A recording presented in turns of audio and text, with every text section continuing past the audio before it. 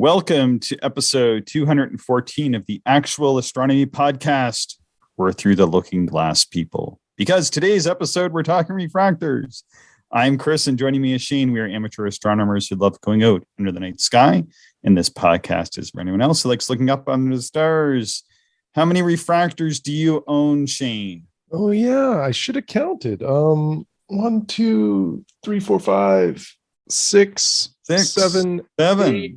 Oh, you win. 9. I think it's 9. Are you counting finder scopes too now, or what? No. These are. This is all relevant, legitimate. Yeah, I think it's 9. 10 if you include my H alpha, but that's cheating. We're not counting that. Yeah, that's cheating. Yeah. Wow, I've got 6. Yeah.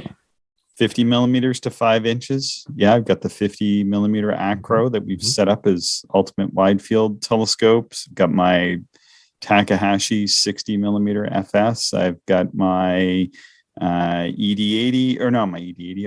I've got an ED80 from William Optics back in the day. I've got a ST80. I've got my 100 millimeter Takahashi. I've got my 125 millimeter Pentax Borg. Yeah. How many is that? Whatever that is. I think that's 6, isn't it? Something like that. Yeah. So I've got the mini Borg 50 acro. I've got the Borg 50 FL. A William Optics Zenith Star 61 mil. A Zeiss telemeter that's 63 millimeters. I've got a very old Takahashi TS65 that I really should sell. Yeah, you should. I don't use it. I'm just stepping up here. So then I go to a 76 millimeter TAC DCU. I have a 76 millimeter Tasco 10 TE, another vintage telescope. And then from there, I think I jumped to the Teleview Genesis SDF, which is 101 millimeter. And then the 120 ED Skywatcher. Yeah. Cool. Yeah, it was interesting when you said, "Hey, how about we do an episode on refractors?" I was like, "Yeah, isn't every episode about refractors?" Yeah, like part of that was going to be my first response is, "Yeah, isn't that what we do every week?" But it's been an oversight. I think I don't believe we've actually delved into the world of refractors and just like dedicated an episode to it. So I think this is a good choice. And I thought, since it's our birthday, we get to pick the episode. The actual astronomy is now 2 years old. 2 years old. Wah. There we go. Nothing screams astronomy more than that long, slender tube of a refractor perched high upon a mount. Do you remember your first view through one of these exquisite instruments? I do. I was quite young. I don't know. Like I think what I've said before on the podcast is I was like 8 to 10 years old, somewhere in that range. And my mom took me to the local astronomy club's observatory. They had a public night, and in it was a 4-inch. Why am I drawing a blank now? It's a vintage brass telescope. Brashear. Yes, thank you.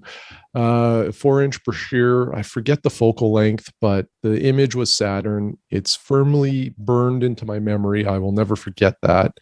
And that certainly was not just like, I've always been interested in astronomy at that point in my life, but that really like wowed me as to what you could see through a telescope, and that really lit the fire to pursue the hobby.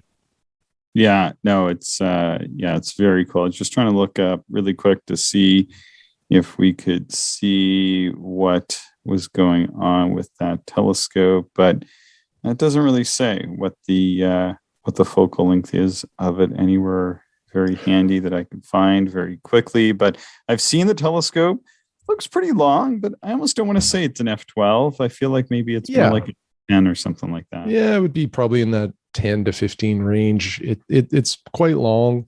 And this was made, like, this telescope would not, well, I can't remember when it was made. It might be around 100 years old now. Oh, it's more than 100. Yeah. It would be right around there.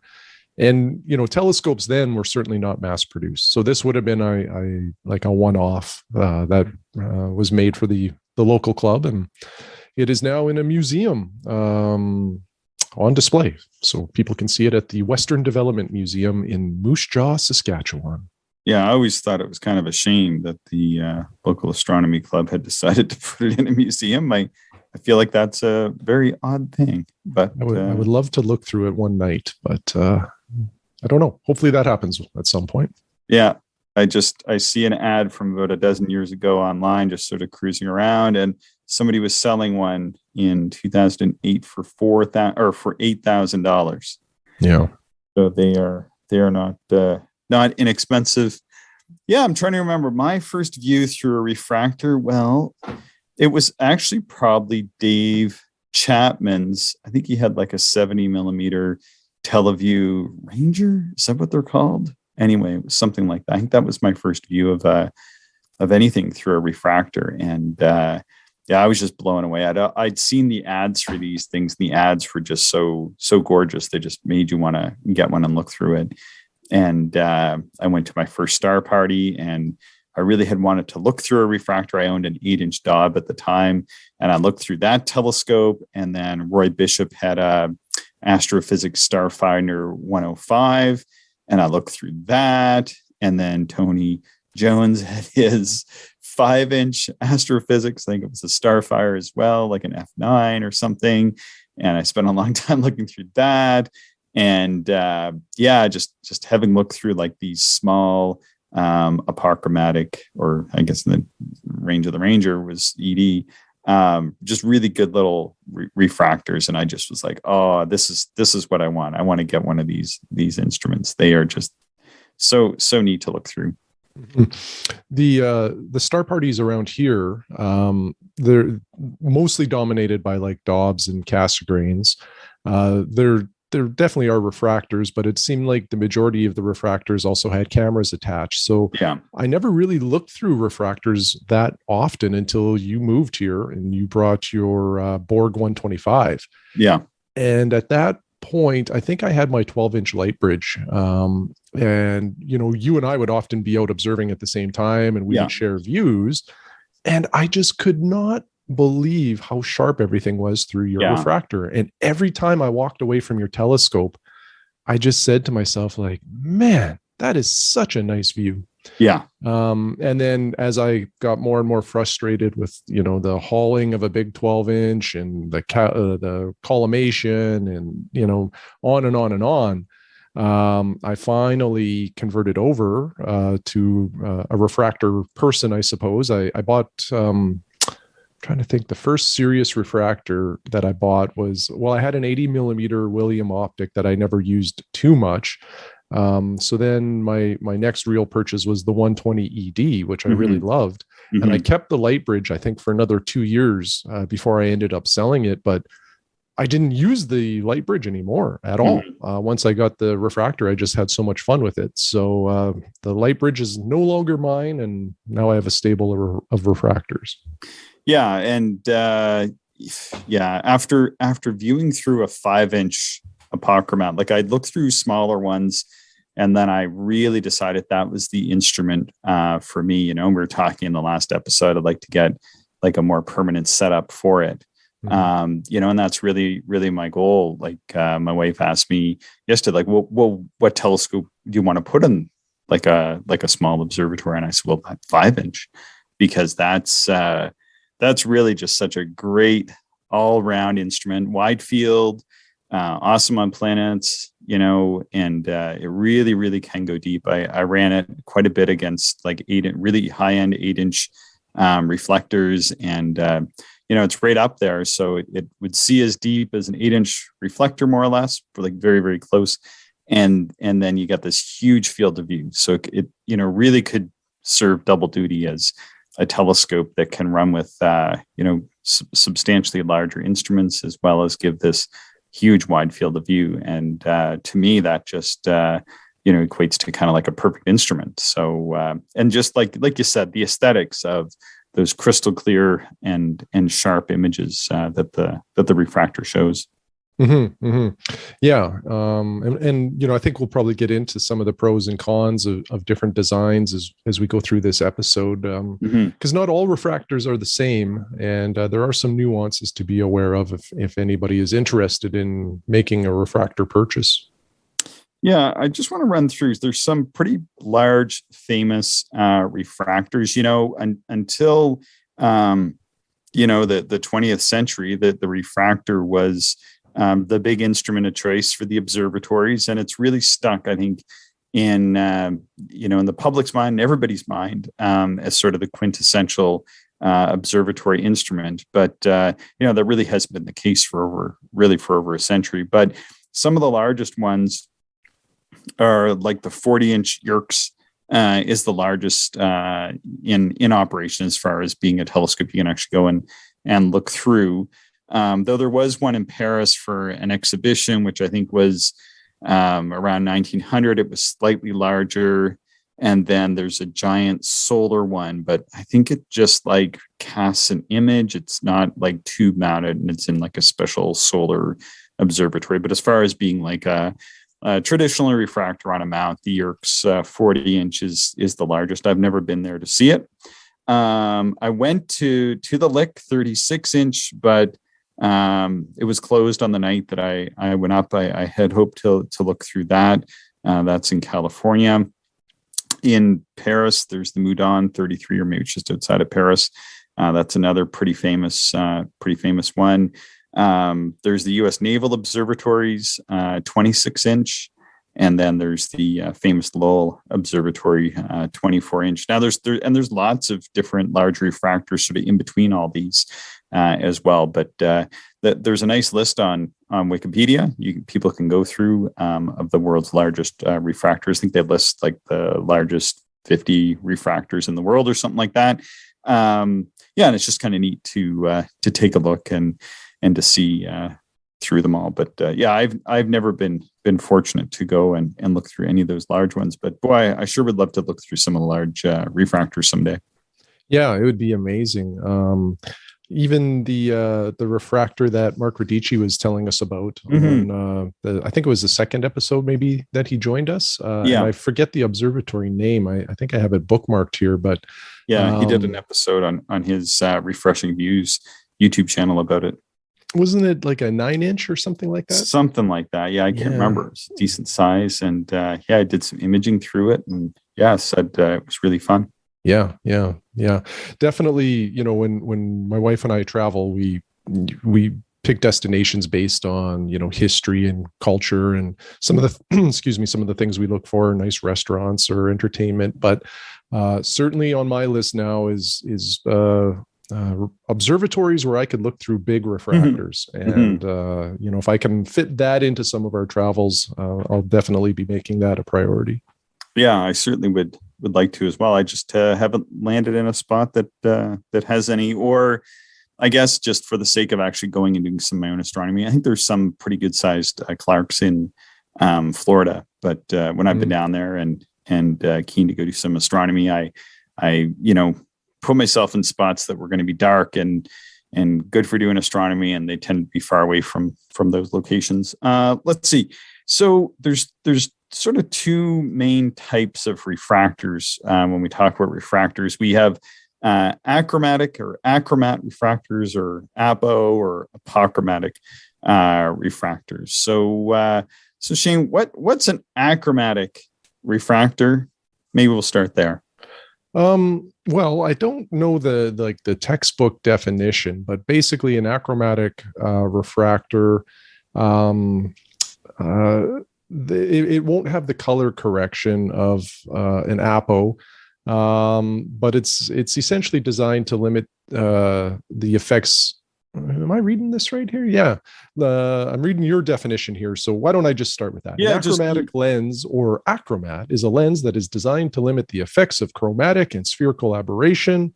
Achromatic lenses are corrected to bring two wavelengths into focus on the same plane. One element is a concave element, or a negative, made out of flint glass, such as F2.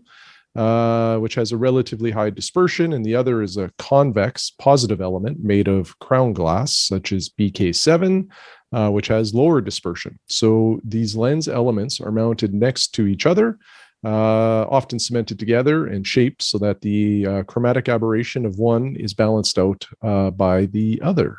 Yeah. Yeah. Yep. And a lot of the older telescopes are achromats, and one of the things to make an achromat perform better is you have a very long focal length, relative to an Apo. So, like my Tasco 10 TE is a 76 millimeter telescope for aperture, but it's 1200 millimeters in focal length. So it's like almost an F16, which is unheard of with modern telescopes for the most part. Yeah. So just to kind of break this down a little bit, basically what the achromats are doing is there's kind of sort of, and I'm kind of fudging this around a bit, but there's sort of three wavelengths of color that the telescope is trying to draw into focus. There's red, green, and blue. And basically the achromats are going to bring in two of those really close together or overlapping. So you get a nice sharp focus in two colors or very, very, very close in two colors. And then there's one that kind of is a bit of an outlier. And so what we see, and at least what we often see, like in a really fast achromat, like an 80 millimeter f5, you've pointed at a bright star, you'll see a giant sort of purple haze around it. Eh? Mm-hmm, mm-hmm. Yeah. It introduces some color. And like for brighter objects, so this is particularly with the planets, sometimes that color can take away your ability to like kind of see that fine detail or the contrast that's needed to pull out subtle differences like on Jupiter or Mars. Yeah, but the achromats can be well made, like these older instruments, like we were talking about from more than a century ago. They would give very sharp images, even though they would have some of this secondary color. But like Shane was saying, to compensate and to bring that third color in closer to those other two, they increase the focal length of the telescope or the focal ratio. And so that does a variety of things. One of the things that it does is it makes the light cone less steep, so it's easier to bring the colors. The colors are just naturally going to be closer together. And then the other thing is that the actual focus range of the telescope, it's not going to be tight, so it's going to be easier to hit that sweet spot. So it kind of does a variety of things, but those are like the two main ones that help out to get everything into sharp focus. Yeah. Like my Tasco 10 TE is a phenomenal telescope. My Zeiss telemeter, that's 63 millimeter by 840 millimeter focal length. It's also outstanding. So there certainly are some good ones out there. Yeah, and not everybody's as sensitive to the color correction. And in fact, honestly, like I'm not that sensitive to the color correction, but I do find like that Takahashi has the best color correction of my instruments. But I've been looking at like Jupiter and the Moon with the 50 millimeter achromats that we made up last year, and they're pretty fast, f5. So, but still great views. Really enjoy them. So I talked briefly, like in my notes, about the elements, flint glass such as F2, and then BK7 glass. So the F2 flint glass, that's like just pretty common glass. Like if you took a time machine back 20 years or 30 years and went to get glasses, and you were just getting regular glasses, a lot of the glass that you would get, I believe, anyway, I'm not an optician or anything, I believe a lot of that would be like a flint glass. And then BK7, that might be familiar to people because in the less expensive binoculars, those binoculars that would give those almost like diamond-like exit pupils, Shane, if you've been through a pair like that before. Yep, for sure. That's BK7 glass. That's being used in those binoculars. But now, just because maybe in the binoculars you want BK4 glass, because the BK7 doesn't work as well in binoculars. I believe BK7 glass can work pretty good for making decent achromatic refractors. So it's not really like a strike against the telescope that it's using that type of glass. Yeah, exactly. And that is kind of an important part of refractors, or at least something that you may wonder about if you start looking at refractors, is what does this all mean with the different glasses that are used? Because it seems like every manufacturer has their own glass or mating system that they'll use to correct for aberrations and other things. So I think we'll get into that as we go through the episode. Is just what some of these different glasses mean in terms of quality. Yeah, and there's a few different types of design that have become popular. There's quite a few types, but I'm going to kind of list sort of the main ones as far as the designs. And we're not going to go into each one of these in any detail. But there's the Fraunhofer design by Joseph Fraunhofer, who's a famous optician, created the spectrograph and discovered those dark bands in the spectrum. There's Clark designed refractors, oil space designed achromatic refractors, and Steinheil. I'm probably not saying that correctly, but those are kind of like the main types of refractors. Like if you just went and pulled a refractor off the shelf, it's going to be one of those types, probably a Fraunhofer or a Steinheil. They're probably going to be your top designs there. So how does color come into play, and like how can you know what color impacts the focal ratio of the particular achromat you have will impact your view? Well, first of all, like you need a little bit of experience. So even if you've just looked through like an 80 millimeter f5, you can pretty quickly figure out a bit of a calculation, and it's called the Conradi standard. And there's like a bit of a sliding scale. If you look up Conradi standard and graph, you'll actually find this chart. It's like kind of looks like a bit of a spreadsheet chain, I think is probably what it is. It's kind of a matrix. Yeah. And it's pretty famous for actually describing like how much color you will see or how much color you likely won't see, knowing that everybody is a little bit different. So generally what you're looking at is your objective in inches and millimeters as a ratio with the focal ratio. So for example, like let's just pick something easy. I'm looking for like a 4-inch, let's see, like a 4-inch refractor. Okay. That's f8. Well, you're going to divide the 8 divided by 4 gives you about 2. And that's going to sort of land right in the middle of what they call like filterable levels of chromatic aberration. Now, if it was like F4 or F5, that's getting into a level that is too much chromatic aberration.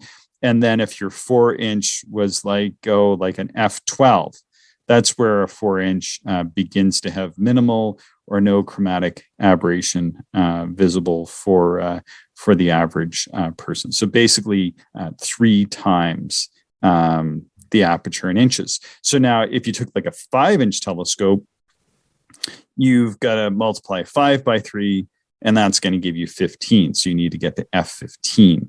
So you can see quickly these telescopes get longer and longer and longer, almost like exponentially, but by the aperture. Well, of course they are, because you're just increasing the longer focal length that's needed in order to reduce that secondary color. But like I own an 80 millimeter f5, which puts it pretty close, but not quite over the line for unacceptable levels of CA, and it's fine. Like I enjoy viewing with it. There's sort of an application for these type of telescopes, eh? For sure. And it kind of is like you use the right tool for the right job. And with these super fast achromats, they're not intended to be used on the planets or bright objects. Like you're looking at, extended deep sky objects, wide field. That's the real purpose there. So, as long as you're not using high magnification on Jupiter, you're probably going to be quite fine with that telescope.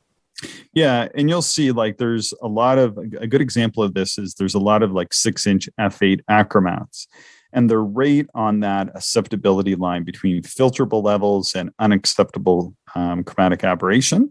And then you'll see lots of 6-inch f5 telescopes out there that are right well within that unacceptable level of chromatic aberration zone. But like you were saying, Shane, the secondary color, this sort of purple haze that we talked about earlier, that will appear around bright objects and maybe washing out some of that fine planetary detail, doesn't really apply as much on the deep sky. So people that are buying 6-inch f5 instruments, they're hopefully not buying them to look at the planets or the moon. What they're doing with them is looking at comets. For example, I knew somebody that had a 6-inch f5.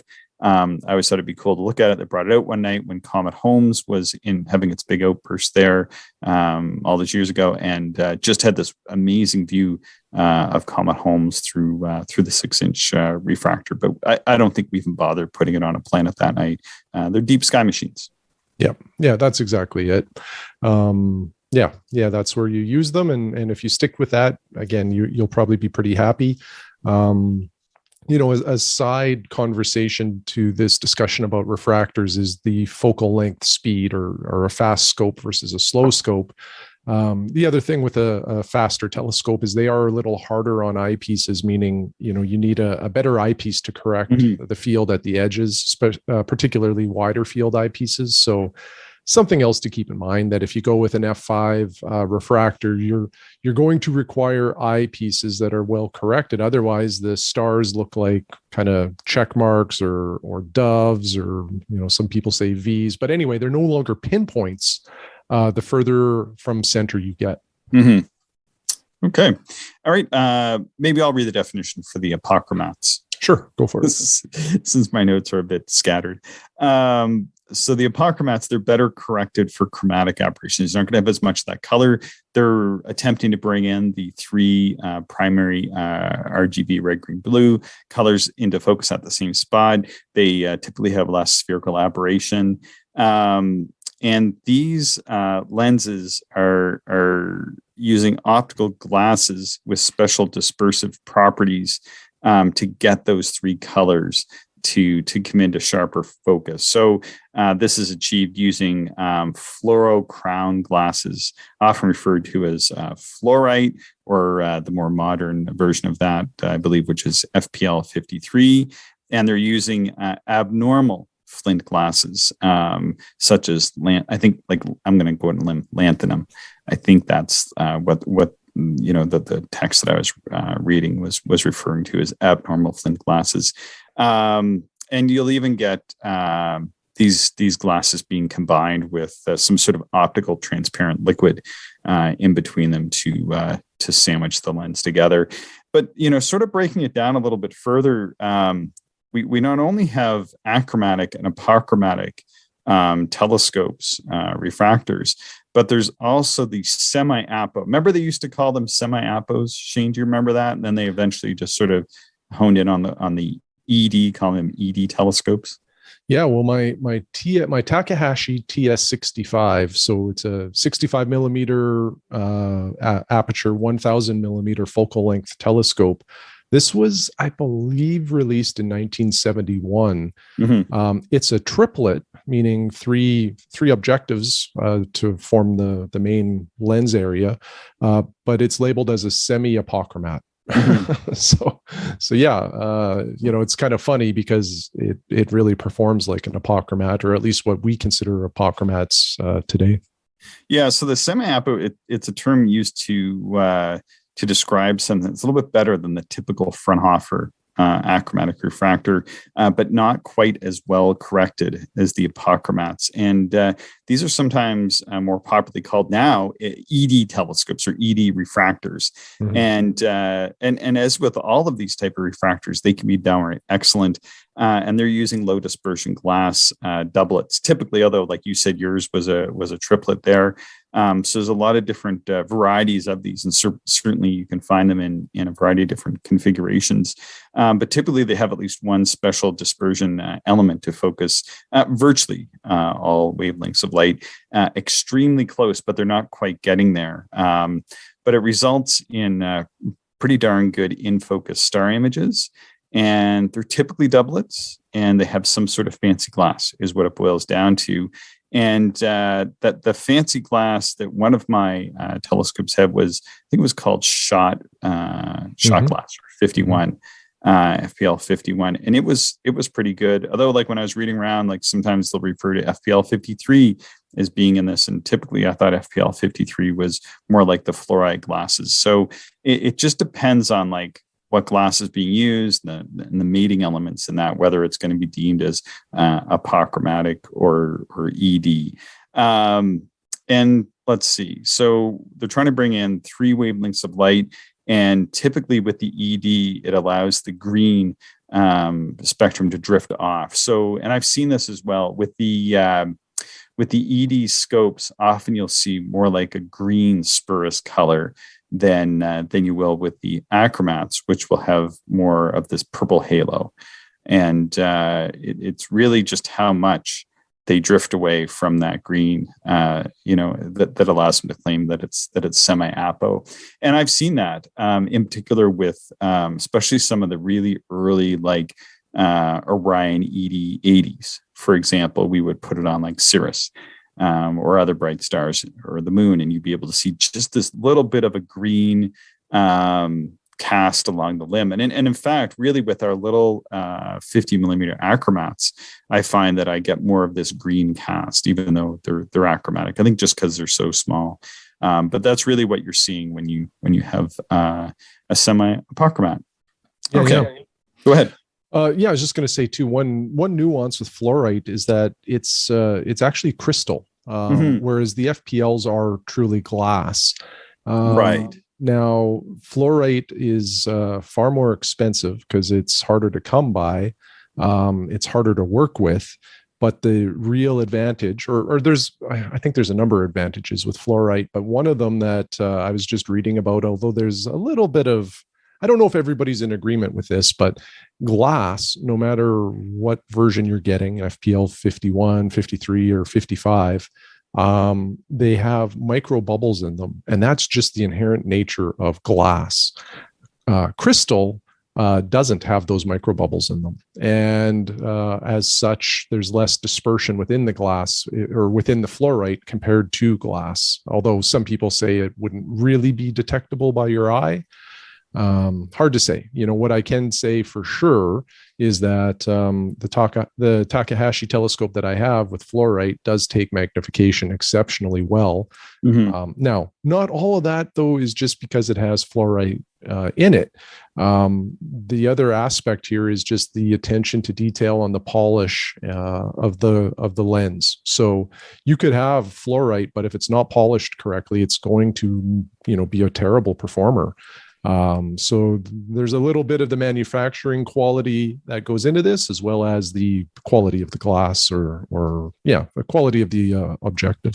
And if people want to read up on the glass and kind of how all this stuff maybe works together, if you want to dive more deeper than what we can go into here, the real book on this is by Greg Smith, Roger Sergioli, and Richard Berry. It's called Telescopes, Eyepieces, and Astrographs: Design, Analysis, and Performance of Modern Astronomical Objects. Of course, out of print, but you might be able to find it through a friend or through an astronomy library, or maybe even your local library might be able to track down a copy to get in for you. But I think that's sort of the definitive book, not that old either. Let's see. Okay, so there's a variety of elements that can be used. So far, we've really talked about doublets, and a little bit about triplets. And it's fairly simple, isn't it, Shane? Like doublets, 2 elements, triplets, 3 elements, and quadruplets. Guess what? They have how many elements? 4. There you go. So let's see. The more elements, the more expensive, more or less. Agree? Yeah. The more elements, the more expensive, because there's more glass there. But then there's also a lot more in the manufacturing that has to happen to make sure that all of those elements work well together. Yeah. Spacing, some of them have oil in them. So the alignment of those lenses as well needs to be bang on, or else the telescope will not perform very well. Yeah, so it's kind of looking like, and I was thinking about like the differences, like why have 2 elements versus 3, or 3 elements instead of 4? Why bother going to 4 elements? The only thing I can really say about that, having looked through a variety of triplets, is that you can get a slight bump in color correction by going to the triplet. But really, this is something I think that almost becomes something that's visible just sort of through images. Like if you're imaging with the telescope, and then the quadruplets, again, they're being created for basically wide field, flat field, not necessarily planetary imaging or having really flat, wide field of views. Like you have a Teleview Petzval design. I know Vixen has made some Petzvals as well. But what kind of comments do you have for the doublets, triplets, and quadruplets, Shane? Well, I really like the doublets because they cool quickly and they're relatively light. So, 120 millimeter doublet is far lighter than 120 millimeter triplet. So I am a big fan of the doublets. I do have a Teleview Genesis SDF, which is a Petzval. And this is a very interesting design because what it does, the telescope lens that's in the telescope itself. So a Petzval has 2 elements at the front and then 2 elements at the back of the tube, essentially. And the 2 elements at the front are something like an f10 or an f11 focal length.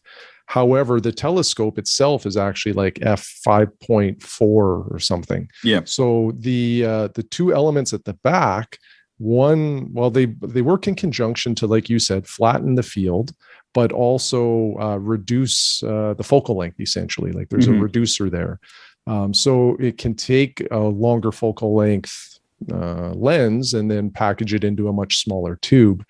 So it's a very interesting design. Collimation is exceptionally important when you have 4 lenses, meaning they're all aligned properly.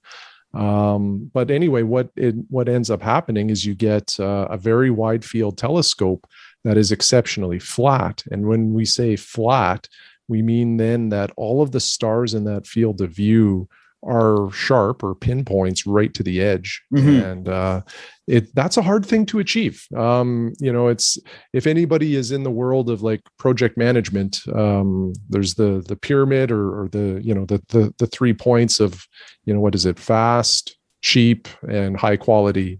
Pick any 2. You can't have all 3. And with a Petzval, you're sort of getting like everything. Whereas with other designs, there's sometimes some trade-offs that you have to consider. Yeah, I'm more a fan of the conjoined triangles of success than anyway. All right. Yeah, so there's a couple others that have built them as well. Like Vixen had a 140 that was like a Petzval design, and then I know the Neo Acro, I think they called that, or the Neo or something. Yeah, the NEO, and I think there was a couple different versions of that in not quite a 6-inch size, 140 millimeter. And then Bresser actually has, and sort of like one of those things that has caught my attention is these Bresser, and I know AstroZap was supposed to come out with it for a long time, a 4-element. And I always thought those ones would be interesting. I think they're, again, like you were saying, like an F10 or an F11 that work more like an F5. In the 6-inch size, but pretty heavy scope and often longer than what that short focal ratio would maybe otherwise require. So definitely some trade-offs there, and kind of like what you were saying, some of these telescopes with more elements, of course, they're going to be heavier and not as portable, and therefore they're going to require some longer cool down times. Absolutely, yeah. Like Like my little 50 millimeter doublet requires no cool down time. And it really doesn't matter the temperature swing. It's pretty much instant. My 120 ED, if it's a big temperature swing, probably 30 minutes. But if I had a 120 millimeter triplet, that 30 minutes is easily doubled, maybe even more than that, depending on the temperature swing. So yeah, it really does play a factor. And that aspect of it depends kind of where you live. Where you and I live, there we can easily have our houses at 20 degrees Celsius indoors and go outside where it's minus 20 degrees Celsius. Yeah. So a 40 degree swing is wild. And, having a fast cooling telescope is important. Yeah, no, that's for certain. And then sort of throw some confusion into this. Doublets can also be quadruplets because you can add in additional like field flattener sets of optics, like with the Borg systems. Like we have a couple of the Borgs here, and you can purchase field flatteners for those, which are another set of lenses that you kind of fit in down towards the eyepiece end, and then that turns it into more like an astrograph, not really for visual purposes, but they tend to be wide field, flat field, well corrected instruments for doing like deep sky photography. But I really enjoy the Borg 5-inch anyway, and the other ones I've looked through are pretty neat too. Simply because at reasonably fast focal ratios like f7 or so, you get that really wide field of view and still extremely good color correction into that apochromatic range. Absolutely.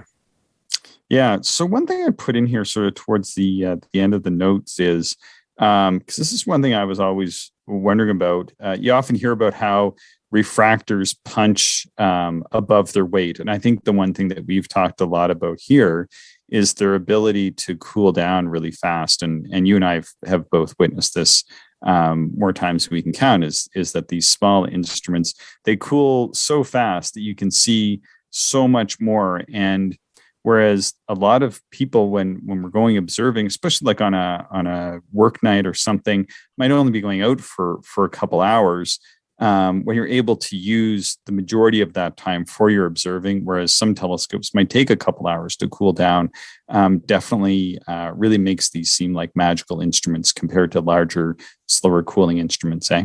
Oh, yeah, they do. And that's something that I really enjoy. Just set it up and, pretty much good to observe in a, by the time you get your eyepiece in and your star charts out, everything's ready to go. Yeah, I remember the time. I remember when I was pretty sure you were going to buy a refractor. You had your 12-inch, and I set up my 5-inch apochromat, and I was, on my third or fourth or fifth object or something, while you were doing your optical alignment. And I remember like you were just looking at me, looking at what you were doing. And, you were the better part of half an hour, 45 minutes setting up. And I was already, well into the observing session. And that definitely has a pretty big impact as well. It does. Yeah. It all adds up to my preferred way of observing. I still love reflectors. I think they're amazing. Yeah. I've looked through some outstanding Cassegrains. They're also great telescopes. I used to own some 5-inch Maksudovs, and where I've settled for how I like to observe, it really is refractors for me. You typically, as you said, you're observing a lot faster, but you can get wider fields of view, and it really is hard to beat just how sharp the views are through a refractor. The pinpoint stars, the high detail on planets. Like what blew my mind too with refractors is I had an 8-inch Dobsonian and then a 12-inch Dobsonian, and when I would look at Jupiter, like I would see the two equatorial bands and the polar regions, but usually that was about it. When I had my 120 ED, I've seen some outstanding views of Jupiter where I can see festoons and color variations within the great red spot. And like jaggedness through all of the cloud bands, like some really impressive detail on some nights of outstanding seeing, it's almost photographic. Yeah. And I just never saw that level of detail with my Newtonians. Now, there's other factors that could have been at play. Like I have better eyepieces now, and I'm a better observer now than I was then. So some of that all factors in, but I just really enjoy the views that they present and the ease of use. Yeah. And we're not trying to sell anybody on sort of the reflector debate or anything like that. And one of the things that has aided me in going down the refractor road is many of my observing friends have good sized reflectors, and I love looking through those instruments. So people shouldn't. I know sometimes people say, "Oh, like you're a refractor guy or whatever." I'm like, well, I'm the owner of refractors, but the user of refractors and reflectors. And like I said, the only reason why my 12-inch isn't up and running, my 12-inch reflector, is just that every time I want to look through a 12-inch reflector, I call Mike, because he's much better at getting it set up and aligned and all that stuff. And he's really awesome at finding stuff. So, it makes sense. And I want to look at a variety of different things in the sky. And it's always great to just to have other observers with the big reflectors, and then set up one of my refractors next to it. And we go back and forth and take a look at all kinds of different stuff. So, just really love those sessions, the ability just to look through different instruments. But I will say this, because one of the questions that I'd had, and I know a lot of observers have, is like, what's a comparable refractor to reflector comparison? And you'll see some people say like, well, they punch above their weight, and there's reasons for that. We discussed the cool down time and setup time in particular. But there also are some other factors that come into play. One is that oftentimes people won't have the reflectors properly aligned, although typically the folks that we observe with are aligning their optics up pretty good. And then the other is simply the physics of having a central obstruction, and that definitely cuts down on the light coming in, as well as some of the contrasting properties of the instruments. Yeah, like a typical Newtonian will probably be in that 20 to 25% range for the size of the central obstruction, which is the secondary mirror. I think Casagreens and Max are in that like closer to 30%. Yep. So there's that aspect that does take away, some of the light gathering. And then like with a refractor, you have the spider veins that hold that secondary mirror that can sometimes also impact the image. And it's just different. So like a bright star through a reflector, assuming that the veins are just straight on veins, like the star sort of has like a cross or like a plus sign, in terms of diffraction spikes. Whereas a refractor or like a Casagreen or a Mac, it's like concentric circles around the bright object is what you get. So just a slightly different view. Yeah. So in the field of my comparisons, in particular using my 5-inch Achromat, really good one, and comparing it to friends like really well maintained, sometimes vintage, like 8-inch optical Craftsman's or custom built 10-inch reflectors, as well as my 6-inch into 67 Russian Maksutov. I came up with a fairly simple formula for how it all compared to me, and it's sort of a plus or minus kind of thing here, but it's a pretty close approximation. And that's that you simply subtract the sort of central obstruction ratio by the instrument. So, for example, with my Russian Maksutov, which is about 150 millimeters and a 30% central obstruction, give or take, that ends up being about like a 45 or a 50 millimeter size if you took like 30% of 150. And so therefore that instrument, to me anyway, when I look at the planets, the view, like sort of the aesthetic view, is very similar to what I would get through like a really good 4-inch Achromatic telescope. Now, what you gain with the larger instrument is an increase in resolution, but it's harder to see that increase in resolution. But you definitely can see slightly more resolution.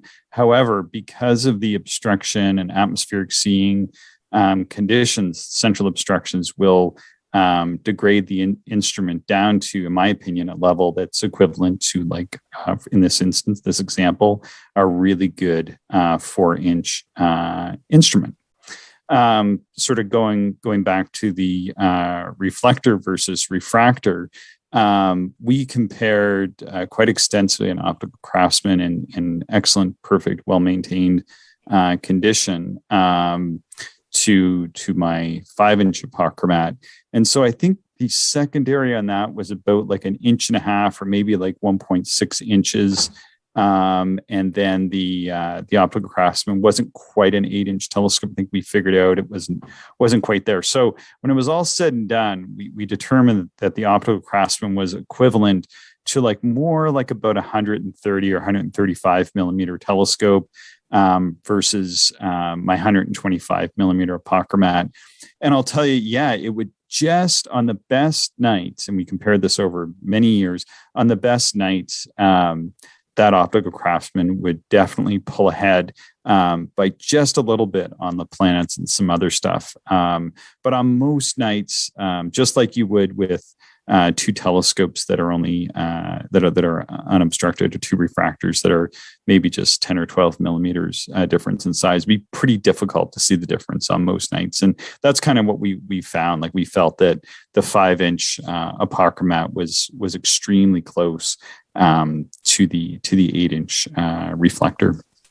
Yeah, that's interesting. I've read that before. You know, some people have. I've never done a side-by-side test like that, but yeah, you know, that aligns with a lot of what I've read, is that they run very close with an 8-inch usually pulling away on the good nights, as you indicated. Yeah, exactly. And so I think that kind of gets us towards the end of this. And again, the recommendation for people to, if people are looking for instruments to get into, well, I think the refractors in the smaller sizes, especially in that 80 to 100 millimeter size, make a lot of sense, because you're getting a small, lightweight, easy to mount, easy to use instrument that pretty much is sort of in the best of that really small class. But I really think, like, once you get to about that 8-inch size in the reflector, you've got to be getting a pretty big refractor that's difficult to mount, and you've got a lot of barriers, cost to get a really good one. Whereas the reflector in an 8-inch size, a really, really good 8-inch reflector, it's just not going to be as expensive as that 6-inch refractor, which is what you need to kind of probably start to surpass the really good 8-inch reflectors. And then just to go up again, like, pretty easy to get a really good 10-inch reflector, pretty challenging to get like an 8-inch refractor, and that's just going to be obscenely expensive and just a logistical nightmare to mount. So it just makes sense once you want instruments that are above say 8 inches and above to you've really got to look at those reflectors. And then, like, inexpensive reflectors like from Skywatch or other brands are downright awesome and are going to show you stuff that the small refractors just aren't able to pull in. And that's why I think it's a really great combination to get something like a 3 or 4-inch refractor, and then get like your 8 or 10-inch Dobsonian. I think then you have like such a beautiful combination of instruments. Mm-hmm. Yeah, that's a great point. Variety, the spice of life. Spice of life. Don't put spices in your instruments, folks. That's right. Bad things. No salt. No salt, I said. Okay. All right. Very good. Anything else to add, Shane? No, that's everything, Chris. I think we covered all we can on refractors. Yeah. Again, if people want to read more, they can look into the book on, let's see, I'll get that again, Telescopes, Eyepieces, and Astrographs, Design, Analysis, and Performance of Modern Astronomical Optics. That's just an awesome book people can look into. And maybe we'll do like a dedicated reflector episode soon. I think it's well worth it to have these, and I don't want people thinking that we have some sort of agenda here. I don't think everybody needs to own every instrument, but it's great when you can observe with a group of people, and everybody has a variety of different telescope types and tools. Yeah, good stuff. All right. Well, thanks, Shane, and thanks everybody for listening. Thank you everyone for listening, and we hope you enjoyed the show. If you are interested in more information, would like to contact us, or if you would like to support the podcast, check out our website, actualastronomy.com.